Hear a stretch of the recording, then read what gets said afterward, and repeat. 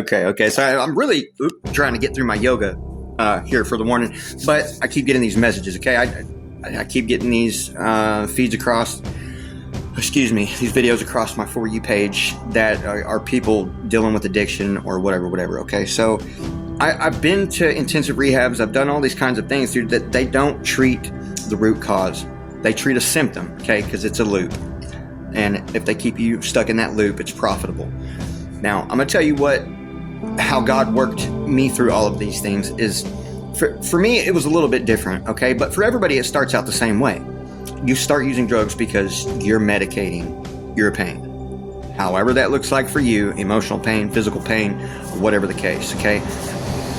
You're introduced into this pain medicating because the world system, the unseen enemy, has seen where your weaknesses are. They've been studying you your whole life, your family, your heritage, everything, okay? So they know exactly when to push, where to push, what to give you that will ease your pain. They create these problems and they give you these solutions. So what God had me do was to deep dive into what these things really do, okay? These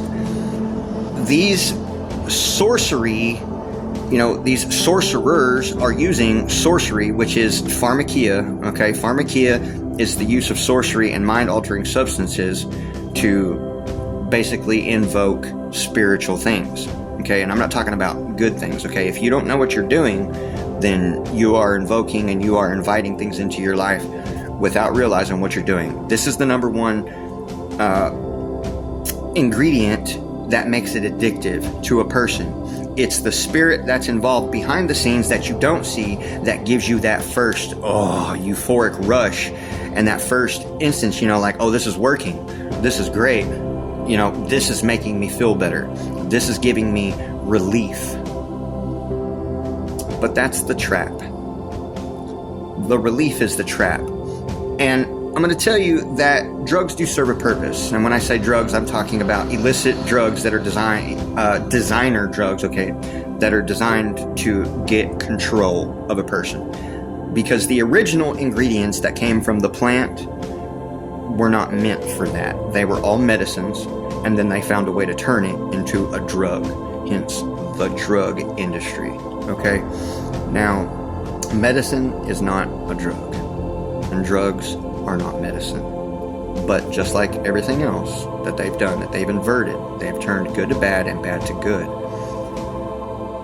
And you really have to dive into that and be searching for that answer, because what most people want is to get lost. Mentally, they would just like to forget or not have to think about all of the horrible things, the traumatic things that are going on in their life.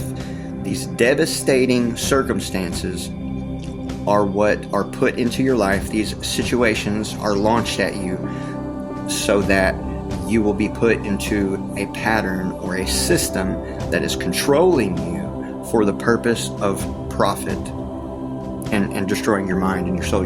If they can get your vessel, if they can get control of your soul, then they can drive you around like a freaking moped and you're just forced to go along for the ride.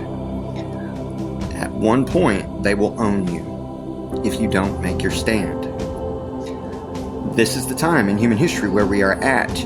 People are being forced to choose which side of the line they're going to be on. There's no more gray areas, okay? Now, if you are battling an addiction, embrace it. Embrace it until you don't want it no more. You're not going to quit until you want to. I once was told something that I thought at the moment was very dark. And I think from the particular person that it came from, it was dark. But I agree with the concept. And what she said is that I'm going to pray that person hits bottom fast and hard, and so hard that they never want to be there again. That their only option will be to look up. So the purpose that these drugs serve and the good that God is able to bring out of it, if you so choose to allow him into your life, because he's not a bully, he's not going to push his way, he's not going to fight for your attention. You must choose to give it to him. The devil is the opposite of that. He will move mountains to get your attention, okay?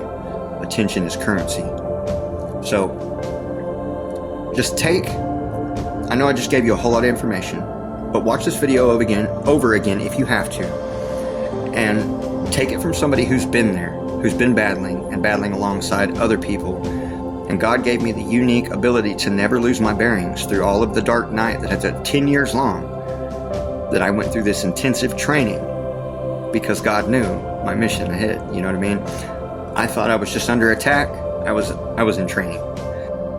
So take it from somebody that God has put on the front lines over and over and over again in battles and battles and battles and battles and battles and battles and battles and battles against this evil and this sorcery and this pharmakia. It's mind control. That's what they're after. Take every thought captive. That's the first thing you've got to do. Get control of your mind again. This is where meditation comes into play. Meditation is the practice of controlling your mind. Okay? It's not trying to connect with other things. It is quieting your mind and taking those moments and having complete control over what comes in and out of your mind. God does not tell you what to think. They can't force you what to think. The devil can't force you what to think. Now, thoughts can get planted in your mind, but that's what you have to control. You are the gatekeeper for your mind. You are the gatekeeper for your mouth. Okay? These two things, what you let in does not have to stay there.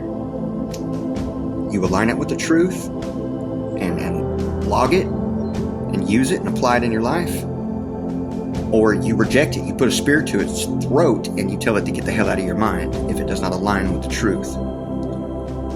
And that is how you overcome addiction in a nutshell. It's simple. It's excruciating, but it's simple. Rise above.